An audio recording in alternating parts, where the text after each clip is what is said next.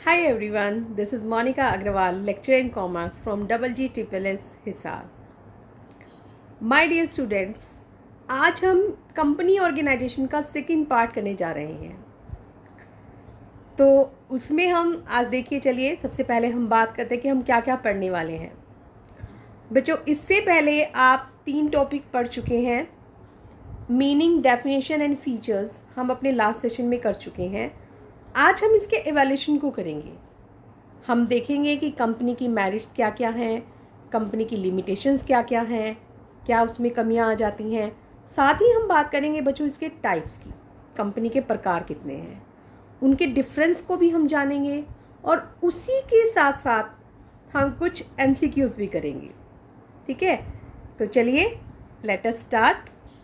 देखिए बच्चों, last session में हमने अपना अच्छे से पढ़ा कि कंपनी हमारी क्या चीज़ होती है।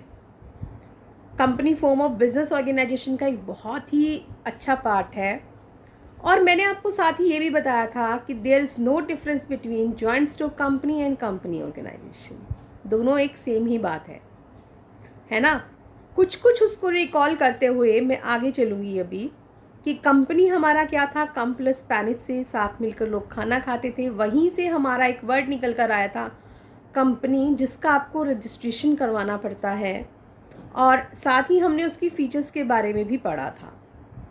प्रोफेसर हैने ने इसकी डेफिनेशन को बहुत बखूबी बताया था और उसके बाद फिर हमने उसकी और भी कई फीचर्स को डिस्क्राइब किया था।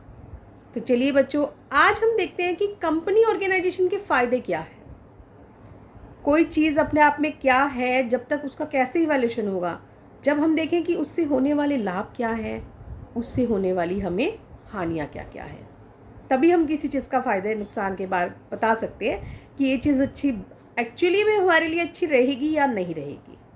ठीक है, चलिए तो आज हम बात कर रहे हैं अब इसकी, हमारा जो नेक्स्ट टॉपिक है that is merits of company.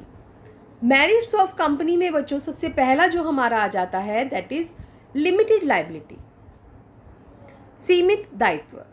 सीमित दायित्व कैसे है, ये हमने अपने उसमें भी किया था जब हम फीचर्स पे बात कर रहे थे। याद है, मैंने आपको कहा था कि मान लीजिए कि एक पर्सन है जिसका नाम है एक्स। अब एक्स एक पर्सन है, या एक्स ले लीजिए या फिर आप राम श्याम कुछ भी ले लीजिए। अब राम एक पर्सन है, उसके पास 100 रुपीज़ के कितने शेयर्स हैं, 1000 उसके पास शेयर हैं। यहाँ पे ये ढंग से नहीं आ रहा है तो मैं इसको दोबारा करती हूँ। देखिए, राम है, उसके पास 100 रुपये वाले कितने शेयर हैं, 100 ही शेयर्स हैं। मतलब कितने के हो गए, उसके पास 10,000 रुपये के शेयर्स हैं। ठीक है, अब मैंने आपको बताया था कि जब भी आपके पास शेयर होते हैं तो शेयर्स में क्या होता है बच्चों कि आपसे एकदम से पैसा नहीं मांगा जाता, आपसे अलग अलग टाइम इंटरवल्स पे आपसे पैसा लिया जाता है। अब जब टाइम इंटरवल्स पे बच्चों आप पैसा लेते हो तो उसमें फिर क्या हो जाता है कि जितनी उसका देना रह रहा है, अब जैसे अगर आपको ध्यान हो तो मैंने कहा था कि 20 रुपये उसके देने रहते थे, 100 शेयर हैं, तो अगर कंपनी को नुकसान हो गया तो कंपनी को कितने रुपए देगा ये राम सिर्फ और सिर्फ 2,000 रुपये देगा, इससे फालतू नहीं देगा। क्यों? क्योंकि उसकी लिमिटेड लायबिलिटी है, उसको उससे फालतू नहीं देना।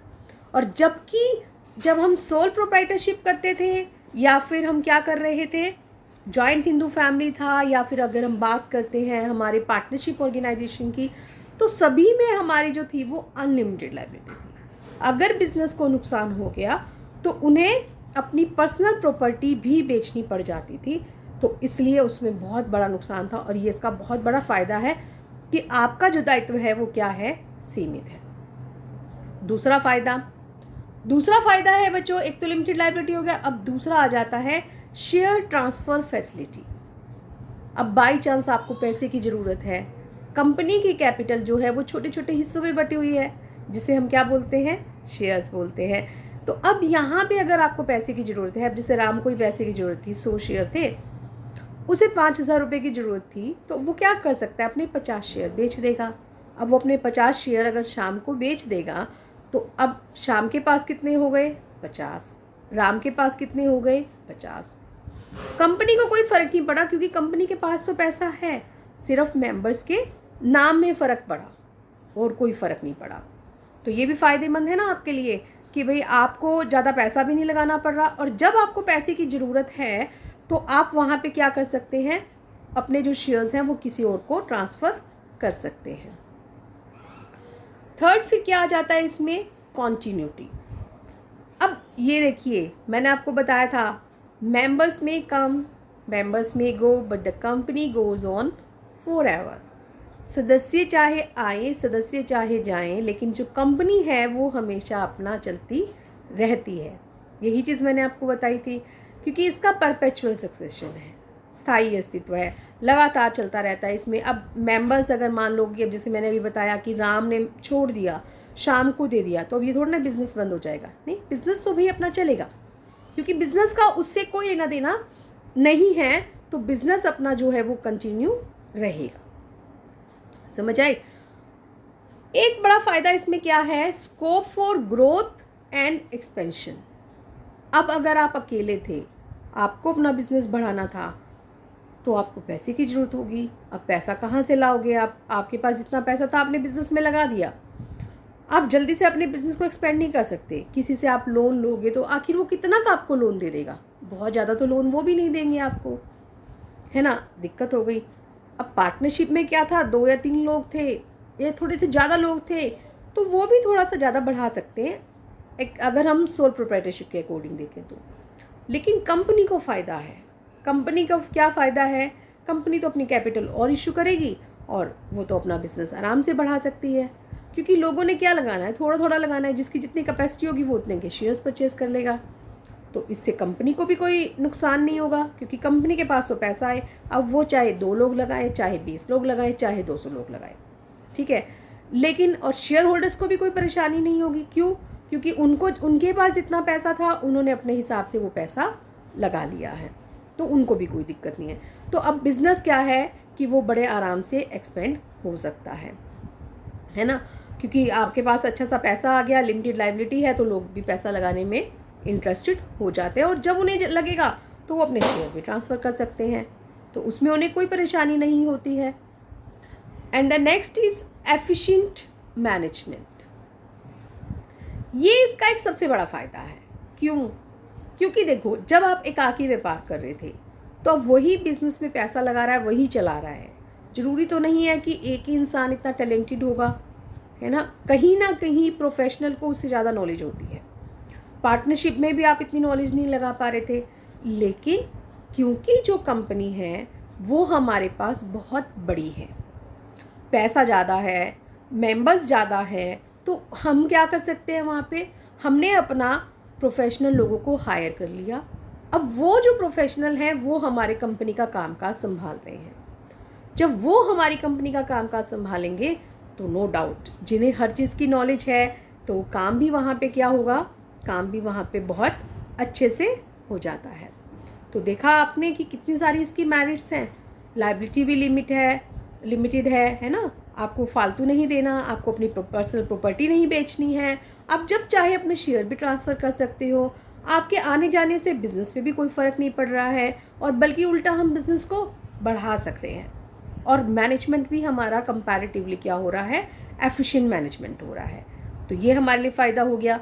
चलिए, अब बात हम क्या किस चीज़ की करेंगे? अब हम बात करेंगे इसकी लिमिटेशंस की बात करेंगे। अब लिमिटेशंस में सबसे पहली लिमिटेशन इसकी क्या आ जाती है? फर्स्ट लिमिटेशन है इसकी डिफ़िकल्टी इन फॉर्मेशन। जितना आसान दिखता है ना, उतना आसान होता नहीं है। अब भाई फ़ायदे तो बहुत हैं, पैसा भी ज़्यादा आ रहा है, जोखिम भी ज़्यादा सहन नहीं करना पड़ रहा। अगर हम इंडिविजुअल के तौर पे देखें, कंपनी तो सहन कर रही है, लेकिन मेंबर्स को तो ज़्यादा नहीं करना पड़ रहा। लेकिन सबसे बड़ी समस्या क्या है यहाँ पे? इसको बनाना, कंपनी को बनाना एक बहुत बड़ी समस्या है, आसान नहीं है। इसके लिए आपको बहुत सारे डॉक्यूमेंट्स तैयार करने पड़ते हैं। उन डॉक्यूमेंट्स में आपको कंपनी का नाम देखना पड़ेगा, उसकी जगह देखनी पड़ेगी, क्या बिज़नेस करेंगे, कौन लोग उस कंपनी को चलाने वाले हैं, मतलब कहने सुनने में बहुत आसान लगता है, लेकिन इतने सारे रूल्स रेगुलेशंस हैं कि जिनको फॉलो करना आसान नहीं होता। जबकि एकाकी व्यापार है, भाई मन आया हमने अपना पैसा लगाया, बिजनेस स्टार्ट कर लिया। पार्टनरशिप है, वो भी हम 2-3 लोग मिले, एग्रीमेंट किया, बिजनेस स्टार्ट कर दिया। जॉइंट हिंदू फैमिली है, वहाँ पे भी हमें कोई दिक्कत नहीं है, क्योंकि बिजनेस घर के ही लोग हैं, घर की बात है। लेकिन भाई ये कंपनी ऑर्गेनाइजेशन है, आपको यहाँ पे रजिस्ट्रेशन करवाना है, तो आपके पूरे के पूरे रूल्स रेगुलेशंस आपको क्या करने पड़ते हैं, यहाँ पे फॉलो करने पड़ते हैं। तो ये इसकी सबसे पहली और बड़ी लिमिटेशन है। दूसरी लिमिटेशन इसकी क्या है, यहाँ पे ये लैक ऑफ सिक्रेसी, यहाँ पे गोपनीयता का अभाव है। आपको जितने डॉक्यूमेंट्स हैं, आपके अकाउंट्स हैं, अब आप खुद अकेले व्यापार कर रहे थे तो आपको अपने अकाउंट्स किसी और को दिखाने की ज़रूरत नहीं है। कोई आपसे आपके अकाउंट्स नहीं मांग सकता, ना ही आप किसी को दिखाने के लिए बाउंड है। लेकिन यहाँ पे आप हैं बाउंड।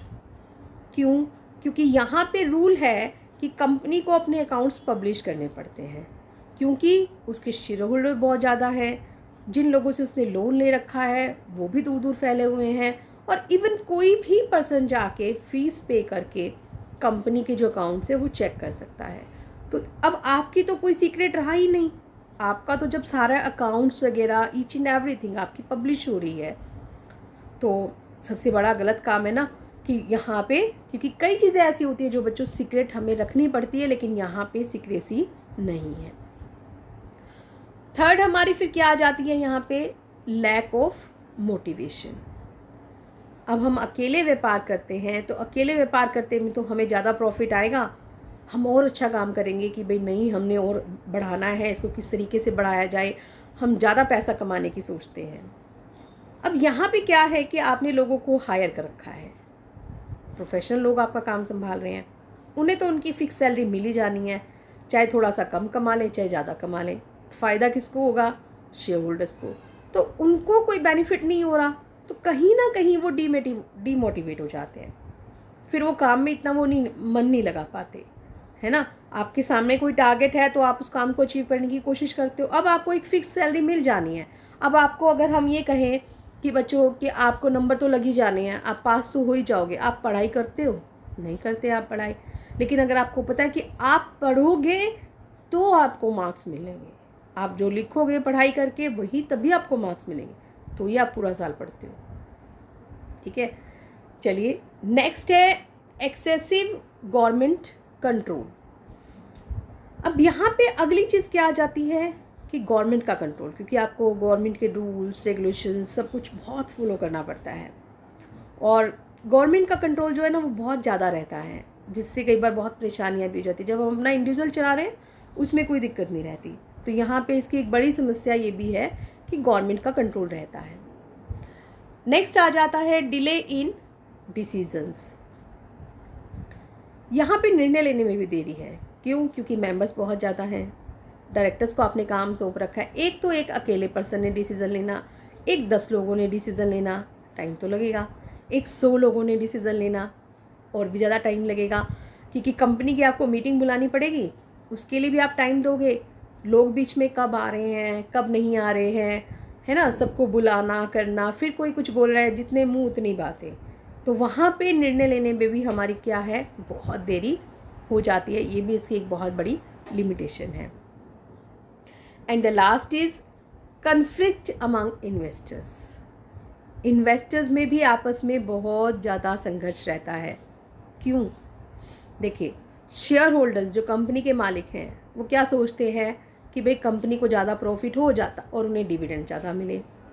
जो प्रॉफिट है ना उसको भी छोटे छोटे हिस्सों में बांटना पड़ेगा ना, लोगों को देंगे, तो उसको हम क्या बोलते हैं, डिविडेंड, लाभांश, लाभ का अंश। ठीक है, तो वो लाभांश चाहते हैं कि ज़्यादा से ज़्यादा उनको लाभांश मिले।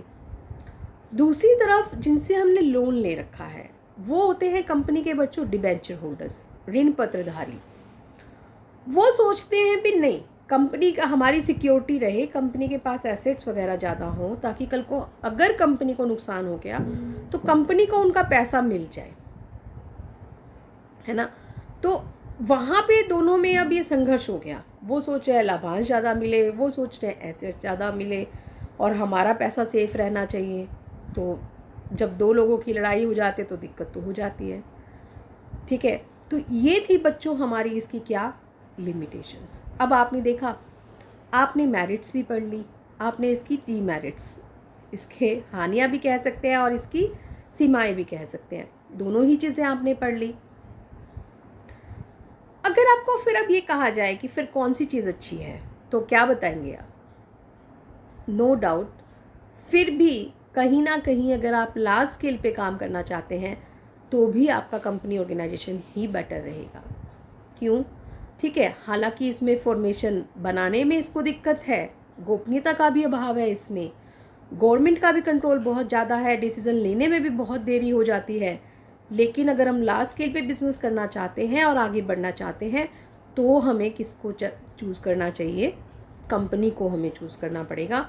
हमें अपना बिज़नेस ऑर्गेनाइजेशन फिर कंपनी की तरफ जाना है अगर हम बहुत ज़्यादा लार्ज स्केल पे काम करना चाहते हैं तो। ठीक है बच्चों, तो ये हुई हमारी इसकी लिमिटेशंस आपने कर ली। एक किस्म से हम ये कह सकते हैं कि हमारा इवैल्यूएशन हो गया इसका। चलिए, तो नेक्स्ट हमारा आता है टाइप्स ऑफ कंपनीज। कंपनी दो प्रकार की होती है, कौन कौन सी है? कंपनी के दो टाइप हैं बेटा, एक प्राइवेट कंपनी, एक प्राइवेट और दूसरी है पब्लिक कंपनी। अभी प्राइवेट क्या है और पब्लिक क्या है, चलिए इसको समझ लेते हैं। सबसे पहले हम बात करेंगे प्राइवेट कंपनी की। अब देखिए, प्राइवेट कंपनी की जो डेफिनेशन है, जैसे हमने कंपनी की डेफिनेशन को पढ़ा था तो वो किस में थी? इंडियन कंपनीज एक्ट 1956 में दी गई थी, है ना। और लेकिन यहाँ पे अब प्राइवेट कंपनी की जो है डेफिनेशन, यहाँ पे क्या क्या चीज़ें हैं तो देखिए, प्राइवेट कंपनी हमारी फिर बच्चों क्या आ जाती है? इसमें सबसे पहली चीज़ आती है नंबर ऑफ़ मेंबर्स की। कम से कम यहाँ पर 2 मेंबर होंगे और ज़्यादा से ज़्यादा यहाँ पर कितने हो सकते हैं? 200। ठीक है, मिनिमम 2 और मैक्सिमम कितने हो सकते हैं? 200 हो सकते हैं। लेकिन यहाँ पे इस कोई रिस्ट्रिक्शन है कि ये अपने शेयर्स को ट्रांसफ़र नहीं कर सकते, जिसके पास हैं वही रहेंगे। और अगली चीज़ इसमें क्या है कि ये पब्लिक को भी इनवाइट नहीं कर सकते, किसी को भी वो पब्लिकली इनवाइट नहीं कर सकते कि आप हमारे शेयर्स ले लीजिए या हमारे डिबेंचर्स ले लीजिए, नहीं, आपस में जो लोग हैं उन्हीं के पास रहने पड़ेंगे। तो मेन इसकी जो है वो 3 चीज़ें हो गई, मिनिमम मेंबर 2, मैक्सिमम क्या है 200, ट्रांसफ़र ऑफ शेयर्स आप नहीं कर सकते हैं, ना ही आप पब्लिक को इनवाइट कर सकते हैं। अगर ऐसी कोई कंपनी है तो उसे हम क्या कहेंगे? प्राइवेट कंपनी कहेंगे। लेकिन इसमें ध्यान आपको ये भी रखना है कि जो एम्प्लॉइज़ हैं या एक्स एम्प्लॉइज़ हैं, अगर उनके पास अपने कंपनी के शेयर्स हैं तो वो हम इनकी लिमिट में काउंट नहीं करते। और अगर 3 लोगों ने मिलकर एक शेयर परचेज़ कर रखा है तो हम उन्हें क्या करेंगे? एक शेयर मतलब एक ही सिंगल मेंबर मानेंगे, हम उनको 3 नहीं मानेंगे कि वो उन्होंने जॉइंटली ले रखा है ना, तो हम उसको क्या मानते हैं? सिंगल ही मानते हैं। समझ आ गया आपको प्राइवेट कंपनी क्या होती है? चलिए अब हम बात करते हैं किसकी? पब्लिक कंपनी की। अब पब्लिक कंपनी क्या है यहाँ पे? उसका रिवर्स। वहाँ मिनिमम नंबर ऑफ़ मेंबर आपको कितने चाहिए थे? आपको मिनिमम नंबर ऑफ़ मेंबर चाहिए थे 7, नहीं, वहाँ आपको 2 चाहिए थे, लेकिन यहाँ पे आपको कितने चाहिए? 7 मेंबर होने चाहिए। ठीक है, और मैक्सिमम की वहाँ पे लिमिट थी 200 की। आप प्राइवेट कंपनी में सिर्फ मैक्सिमम 200 मेंबर ही कर सकते थे, लेकिन पब्लिक में देयर इज़ नो लिमिट, कोई लिमिट नहीं है। ठीक है, तो पहला तो ये हो गया कि वहाँ पे मिनिमम नंबर 2 थे और मैक्सिमम 200 थे, हम उसे क्या कह रहे थे? Private company. लेकिन पब्लिक कंपनी के लिए क्या चीज़ है कि उसको कोई रिस्ट्रिक्शन नहीं है, मिनिमम नंबर ऑफ़ मेंबर 7 होने चाहिए, बाकी कोई दिक्कत नहीं है। उस कंपनी के लिए क्या था कि वो शेयर ट्रांसफ़र नहीं कर सकती थी, लेकिन यहाँ पे ये ईज़िली शेयर ट्रांसफ़र कर सकते हैं। देयर इज़ नो रिस्ट्रिक्शन, कोई भी व्यक्ति किसी को भी दे सकता है। और अगली बात, उसमें आप पब्लिक को इनवाइट नहीं कर सकते थे, लेकिन यहाँ आप पब्लिक को भी इनवाइट कर सकते हैं, ये भी इसका फ़ायदा है। ठीक है। और अगर हम, जैसे मैंने आपको बताया था कि अगर हम एक्ट के अकॉर्डिंग इसकी डेफिनेशन करना चाहें तो इसके अंतर्गत क्या डेफिनेशन दी गई है कि पब्लिक कंपनी का मतलब क्या है। पब्लिक कंपनी एक ऐसी company which is not a private company, जो प्राइवेट कंपनी नहीं है। अब जो प्राइवेट कंपनी नहीं है तो इसका मतलब क्या है उसमें, तो आप एक चीज़ की डेफिनेशन अगर लर्न करोगे तो दूसरी तो आपकी ऑटोमेटिकली हो ही गई है ना। तो वहाँ पे क्या हो जाएगा कि आपको मिनिमम नंबर ऑफ़ मेंबर जो है वो 7 हो जाएंगे, लेकिन मैक्सिमम की कोई लिमिट नहीं है।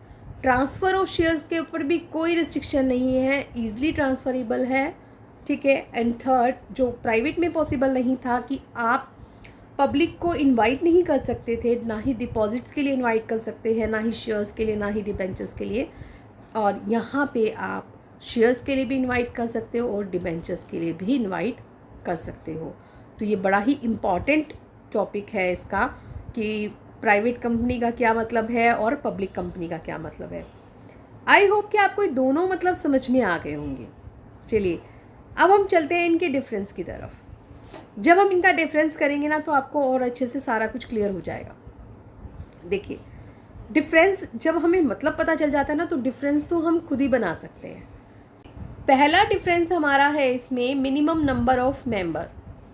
अब मिनिमम नंबर ऑफ़ मेंबर में हमारे पास इसके कितने हैं 2, और लेकिन इसके कितने हैं 7। अभी हमने पढ़ा था ना प्राइवेट कंपनी में कम से कम सदस्य 2 और उसमें 7, एक डिफरेंस। अगला डिफरेंस आप ले सकते हैं मैक्सिमम की, इसमें कितने हैं 200, लेकिन यहाँ पे आपकी मैक्सिमम की कोई लिमिट नहीं है। पब्लिक कंपनी में देयर इज़ नो लिमिट, जितने मर्जी मेंबर्स आपके हो सकते हैं, लाख, 50,000, 10,000, व्हाटएवर, कितने भी हो सकते हैं। अब बात आती है डायरेक्टर्स की। डायरेक्टर्स कितने कितने हो सकते हैं।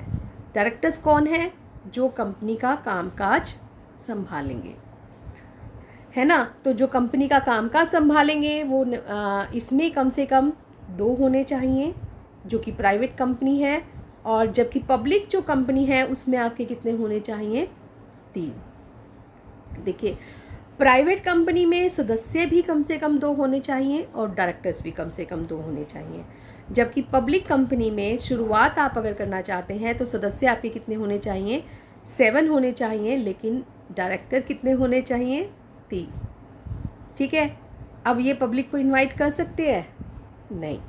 प्राइवेट कंपनी पब्लिक उसको इनवाइट नहीं कर सकती, जबकि जो एक पब्लिक कंपनी है वो लोगों को इनवाइट कर सकती है, वो लोगों को प्रोस्पेक्टस जारी कर सकती है कि भाई आप हमारे शेयर्स परचेज़ कर लीजिए या आप हमारे डिबेंचर्स परचेज़ कर लीजिए, वो ये ऑफ़र दे सकती है। देखो, ये अब तक हमारी क्या चलती आ रही हैं, सिर्फ जो हमने डेफिनेशंस की हैं वो चलती आ रही है। Transfer of shares, private company में क्या हमारे शेयर्स ट्रांसफ़र हो सकते हैं, नहीं। और पब्लिक कंपनी में कर सकते हैं। कोई भी पर्सन किसी भी दूसरे पर्सन को ईजिली जो शेयर है वो ट्रांसफ़र कर सकता है। ठीक है। अब बात आती है एक बड़ी important, minimum paid up capital, कि ये नहीं कि भी आपने 50,000 रुपये से शुरू कर ली कैपिटल, नहीं, ऐसा नहीं होता। आपको इसमें क्या चीज़ है कि प्राइवेट कंपनी के लिए कम से कम आपके पास कितनी होनी चाहिए 1 लाख रुपये। 1 लाख रुपए से आप अपनी कैपिटल लगाओगे और फिर आप अपनी कंपनी स्टार्ट करोगे। 1 लाख रुपए से अगर कम की पूंजी है आपकी तो आप प्राइवेट कंपनी नहीं बना पाओगे, जबकि जो पब्लिक कंपनी है उसमें आपको कितना चाहिए 5 लाख रुपए। अगर पब्लिक कंपनी आप बना रहे हैं तो कम से कम 5 लाख की कैपिटल होगी, और जबकि अगर प्राइवेट कंपनी है तो इसमें कितनी होगी 1 लाख रुपीज़ की होगी। और एक चीज़ और बताती हूँ इसमें डिफरेंस जो यहाँ नहीं है, कि जो भी कोई अगर प्राइवेट कंपनी है बच्चों, तो उसको अपने नाम के आगे प्राइवेट लिमिटेड लगाना ज़रूरी है। प्राइवेट लिमिटेड लिखते कैसे हैं, PVT डॉट, और लिमिटेड के लिए LTD डॉट। ये कौन लगा रहा है, प्राइवेट कंपनी। जबकि जो पब्लिक कंपनी है वो सिर्फ क्या वर्ड लगाएगी, लिमिटेड, उसे सिर्फ लिमिटेड लगाना है। जबकि जो प्राइवेट लिमिटेड कंपनी है, जो प्राइवेट कंपनी है, क्योंकि वो लगाएगी प्राइवेट लिमिटेड। इसका मतलब क्या हुआ कि ये कंपनी प्राइवेट भी है और इसके मेंबर्स की जो लायबिलिटी है वो क्या है, हमारी सीमित है। हमने किया था ना एक फीचर इसमें कि लिमिटेड लायबिलिटी, तो ये वही बात आ जाती है। ठीक है, और जो इसमें लास्ट हमारा अगर हम डिफरेंस देखते हैं तो लास्ट डिफरेंस आता है, एक होती है स्टैट्यूटरी मीटिंग जो कि प्राइवेट कंपनी में ज़रूरी नहीं है लेकिन पब्लिक कंपनी में क्या है वो ज़रूरी है। अब ये स्टैट्यूटरी मीटिंग होती क्या है भाई? देखिए, स्टैट्यूटरी मीटिंग होती है जिसे हम हिंदी में कह सकते हैं एक वैधानिक सभा, जो कंपनी के लाइफ टाइम में एक बार बुलाई जाती है। और इसके लिए रूल होते हैं कि आपको ये 5 महीने के अंदर स्टार्टिंग में बुलानी पड़ती है, आपको कि 5-6 महीने के अंदर अंदर आपको ये बुला लेनी पड़ती है। तो आप वहाँ पे जब वो कंपनी की जो मीटिंग बुलाई जाती है उसमें आपको सारे के सारे प्रेजेंट बताना पड़ता है कि भाई आपने कंपनी इसलिए शुरुआत की है, इसमें हमने डॉक्यूमेंट्स वगैरह दिए थे, कंपनी के डायरेक्टर्स ये होंगे, कंपनी इस तरीके से रन होगी, each and everything discuss in that meeting. ठीक है, तो स्टैट्यूटरी मीटिंग जो होती है वो प्राइवेट कंपनी के लिए बुलाना ज़रूरी नहीं है लेकिन जो पब्लिक कंपनी है उसके लिए बुलाना ज़रूरी है। तो बच्चों, मेरे ख्याल से अब आपको प्राइवेट कंपनी भी समझ में आ गया और पब्लिक कंपनी भी समझ में आ गया। अगर आपको पेपर में क्वेश्चन पूछा जाता है कि define private company and discuss its features, तो आप फीचर्स भी दे सकते हैं, पर आप कहेंगे मैंने तो डेफिनेशन ही बताई थी। तो देखो, डेफिनेशन वो हो गई और फीचर्स साथ में आपके क्या हो गए, यहाँ से हो जाते हैं। कैसे हो जाते हैं कि जितने भी ये चीज़ें आपको दे रखी हैं कि जैसे ये प्राइवेट कंपनी की फ़ीचर्स हो गई, अब अलग से हम लेकर चलें कि भाई इसमें कम से कम इतने मेंबर्स होने चाहिए, मैक्सिमम इतने मेंबर्स होने चाहिए, डायरेक्टर्स इतने होने चाहिए, पब्लिक को इनवाइट नहीं कर सकती, शेयर्स ट्रांसफ़र नहीं कर सकती है, 1 लाख रुपए कम से कम पूंजी लगानी पड़ेगी और स्टैट्यूटरी मीटिंग इसको बुलाना ज़रूरी नहीं है। और कंपनी को अपने आगे क्या लिखना पड़ेगा, प्राइवेट लिमिटेड वर्ड भी लिखना पड़ेगा। ठीक है, तो ये इसकी इतनी सारी फीचर्स भी हो गई और डेफिनेशन भी हो गई। ऐसे ही आपको क्या पूछे, अगर वो पब्लिक कंपनी में पूछे तो आप पब्लिक कंपनी भी बता सकते हैं। तो देखा आपने, एक क्वेश्चन से आपके एक किस्म से 3 क्वेश्चन हो गए, इनकी डेफिनेशन, इनकी कैरेक्टरिस्टिक्स, प्राइवेट कंपनी की, पब्लिक कंपनी की भी डेफिनेशन कैरेक्टरिस्टिक्स हो गई, और साथ ही तीसरा अगर आपको इनमें डिफरेंस पूछा जाता है तो वो डिफरेंस भी आप बहुत अच्छे से बता सकते हैं। तो बच्चों देखो, यहाँ पे अब हमारा चैप्टर कंप्लीट होता है लेकिन अब हमारा इंटरेस्टिंग सेशन शुरू होता है। अब हम डिस्कस करेंगे कुछ MCQs। अब आपने यहाँ पर आपके पास स्क्रीन पे आपके पास क्वेश्चन आएंगे, उसके आपको ऑप्शन दे रखे होंगे। तो जब आप क्वेश्चन रीड करेंगे तो आपको अपने दिमाग में सोचना है कि इसका आंसर क्या है, फिर उसका मैं बताऊंगी आपको, फिर आपको टैली करना है कि आप सही थे या गलत थे। ठीक है, तो चलिए लेट अस स्टार्ट। पहला क्वेश्चन है बच्चों हमारे पास, the structure in which there is separation of ownership and management is called. वो कहता है कि ऐसा कौन सा स्ट्रक्चर है जहाँ पे ओनरशिप, स्वामित्व और जो प्रबंध करने वाले हैं वो अलग अलग होते हैं।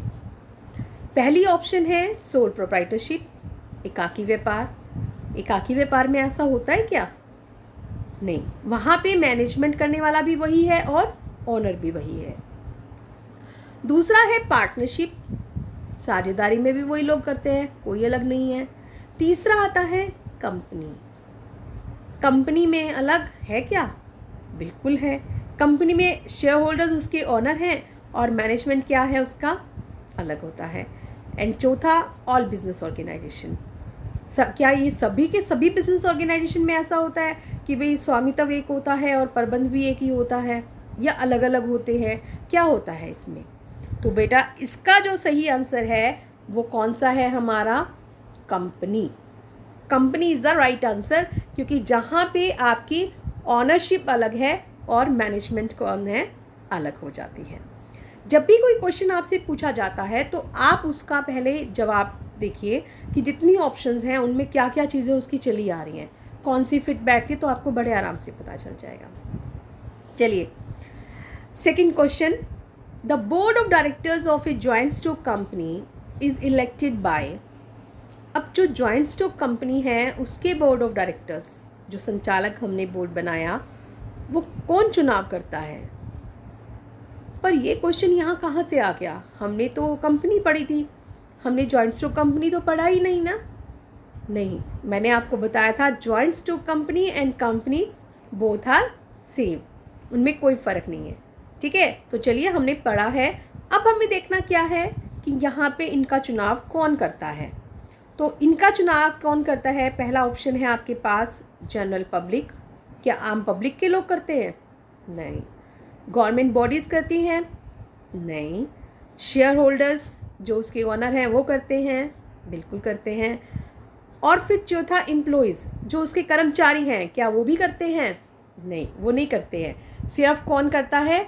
Share holders. तो यहाँ पे इसका सही जवाब क्या है हमारा? Share holders. चलिए नेक्स्ट आता है हमारा, is there any difference between joint stock company and company organisation? क्या जॉइंट स्टॉक कंपनी और कंपनी ऑर्गेनाइजेशन में कोई डिफरेंस है? नहीं है, अभी हमने डिस्कस किया था। और इसका क्या आंसर होगा? No, there is no difference between joint stock company and company organisation. And the fourth is, the capital of a company is divided into number of parts, each one of which are called. वो कहता है कि जो company की पूंजी है, capital है, वो बहुत सारे मतलब भागों में बटी होती है। तो हर एक भाग को हम क्या कहते हैं? डिविडेंड, लाभांश कहते हैं हम? नहीं, लाभांश थोड़ी ना है। लाभांश तो वो है जो हम लाभ का हिस्सा देते हैं। प्रॉफिट कहते हैं? लाभ, प्रॉफिट तो लाभ होते हैं। तो ये तो पूंजी है, पूंजी अलग है और लाभ अलग है ना। इंटरेस्ट, ब्याज, क्या ये ब्याज हो सकता है? नहीं, ब्याज तो आपने किसी को पैसा दे रखा है उधार में और वो आपको उसके बदले कुछ पैसे दे रहा है, तो वो ब्याज है, वो भी नहीं है। चौथा क्या है? शेयर। तो यहाँ पे सही जवाब इसमें क्या है हमारा?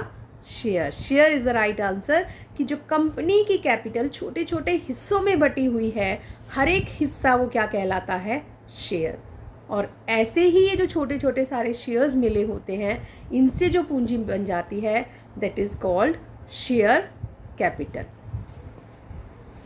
चलिए नेक्स्ट है हमारे पास, a large organisation with separate legal status is known as। एक बहुत बड़ा ऑर्गेनाइजेशन है लेकिन जिसका अलग वैधानिक अस्तित्व है, वो क्या कहलाता है? किसका वैधानिक अस्तित्व अलग है? सोल प्रोप्राइटरशिप, एकाकी व्यापार? नहीं, एकाकी व्यापार में तो दोनों सेम होते हैं। पार्टनरशिप है, साझेदारी में होता है? नहीं। जॉइंट स्टॉक कंपनी में होता है? अभी हमने पढ़ा था ना इसकी मेन फीचर में कि there is separate legal status, है ना, सेपरेट लीगल एंटिटी। तो यहाँ पे इसका जो सही जवाब है वो क्या है हमारा? जॉइंट स्टॉक कंपनी है। ठीक है, चलिए and the last question is, minimum number of members in a public company are. एक पब्लिक कंपनी में कम से कम कितने सदस्य होने चाहिए? 2 होने चाहिए, यही सही जवाब लग रहा है ना? नहीं, 2 किसका जवाब होता? अगर यहाँ लिखा होता प्राइवेट कंपनी तो वो सही जवाब होता। प्राइवेट कंपनी में 2 चाहिए।